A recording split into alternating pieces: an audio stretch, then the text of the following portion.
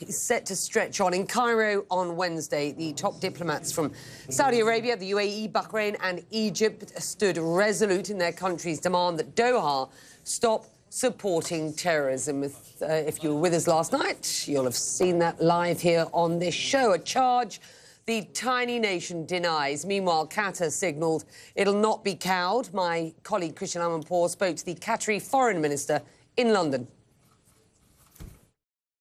What is Qatar's response to these demands? Well, mainly, if you are looking at the demands, there are accusations that Qatar is supporting terrorism. There are shutting free speech, shutting the media outlets, expelling people, oppositions, violating the international law by withdrawing citizenship from some of the peoples and return them back home. So there are a lot of demands which are against the international law. Which and are you saying you're not going to comply? We are not going to comply with anything against the international law. We are not going to have something which just signal out Qatar. Well, earlier I spoke with the Egyptian Foreign Minister, Sameh Shoukry. I began an exclusive interview with him by asking him about Qatar's response and what happens next. It was disappointing that the response from Qatar was totally devoid of any substance and was a denial of taking any steps or measures that would respond to the legitimate requests of the four countries. What are the options? What happens next? Well, we will consider and deliberate and decide on further measures that would encourage the Qatari government to change its policy in terms of supporting terrorists, harboring terrorist persons on its territory, continuing to provide arms to radical organizations. And we believe that this is in conformity with the international coalition against Daesh and against ISIL. The Minister of State for Foreign Affairs here in the UAE tweeted this morning. Next, greater isolation, incremental measures and reputational damage stemming from Doha's continued support for extremism and terrorism. He said for any real discussion with Doha to gain traction, it has to be responsible for past actions and recognise the necessity of changing course. Qatar can't miss the bus, he said. What did he mean by that?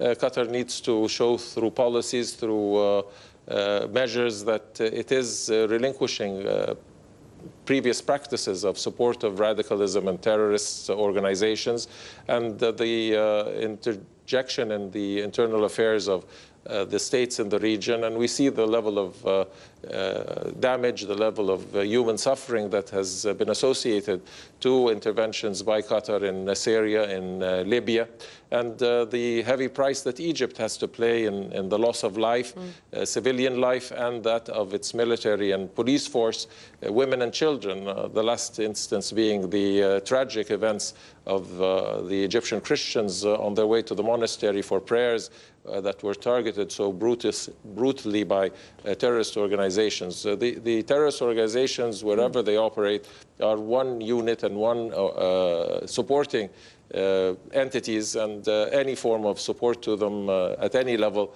is a direct affront to our security and that of our citizens. Foreign Minister, are you accusing the Qataris of being involved in that attack? We are accusing the Qataris of supporting radical organizations and terrorist organizations, and we've always indicated that a true response to terrorism must be comprehensive. We cannot deal with one organization and neglect the other. That all of these organizations are reinforcing to each other, and we have seen and have monitored and have evidence related to the activities and the cooperation that exists between various organizations operating both in the Middle East and in Africa and in Europe. Is the group accusing them of supporting extremism and terrorism, the group that you belong to, prepared to share that intelligence with the Qataris and with the rest of the world? Well, as I'm sure you're aware, and this is the case with most states, among them the United States of America, when issues related to intelligence and to sources are dealt with within appropriate channels and are dealt with great sensitivity to protect sources and to protect the information and its collection process. We only have one motivation, and that is for Qatar to change course and to desist from the destabilizing activity it has been perpetrating over the last 10 to 20 years. President Trump spoke with the Egyptian president on Tuesday and called on all parties to negotiate constructively to resolve this dispute. The sort of language coming out from both sides sounds, with respect, anything but constructive at this point. What role the Americans in helping mediate this? Well, we are, of course, in close contact with the United States of America. President Trump's indications during his participation in the American Arab Islamic Summit in Riyadh and in our direct communications with the president and his administration has always led us to rely on the president's firm commitment to eradicating terrorism and radicalism from the world, and in do so through very constructive and definite measures. And yesterday's conversation reiterated that same policy, and we look forward to continuing to cooperate closely with the United States and our other international partners to the full eradication of terrorism. On the demands from the quartet to shut down Al Jazeera, the Qatari FM told CNN there's not a chance AJ will be shut down. He said out of the question. Supported by the UN Special Rapporteur, of course, for freedom of expression and opinion, who said the move would be a blow against media pluralism in the Middle East.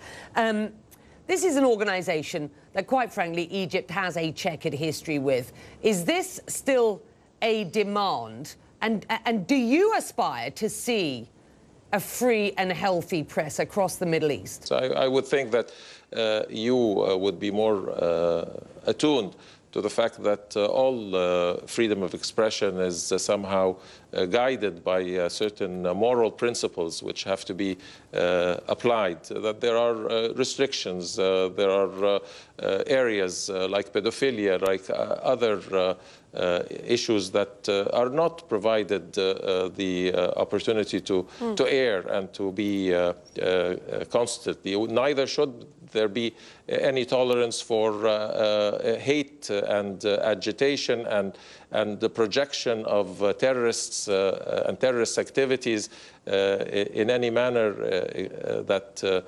creates sympathy for these organizations or for this ideology. If we are true to our determination to eradicate terrorism, we must eradicate the ideology that is unfortunately on many occasions and in a sublime manner being projected by media outlets in Qatar. So I think we all know how that broadcast organization has been taking advantage of its outreach and how it has been projecting and glorifying terrorist activities. Most recently, they aired a piece about snipers shooting Egyptian soldiers at their posts, guarding their posts. I wonder whether that is not a glorification of activities that I think should be deplored. So when you hear the Qatari FM in a speech at Chatham House on Tuesday say the following: above all, and unlike many states in the Middle East, Qatar was not built on oppression, fear and censorship, you say what? Well, I would refer you to whether there have been any elections in Qatar, whether the leadership of Qatar is elected, whether there are elected institutions of governance, as is in Egypt and in other countries. I believe we have to be realistic when we discuss issues of this and not try to project a false sense of the status quo. The thoughts of the Egyptian foreign minister. We are a month in. Who knows how long this will stretch on? For a refresher on what's driving this crisis. And, you know, I've said this before and I'll say it again, what goes on in the Gulf does not stay in the Gulf. Do use CNN's digital sites and check out our article unravelling the origins of this very, very complex row. When it comes to Western states watching this row develop, there is a big complicating factor. Qatar has some pretty landmark investments in Europe, quite literally in the case of London. The expensive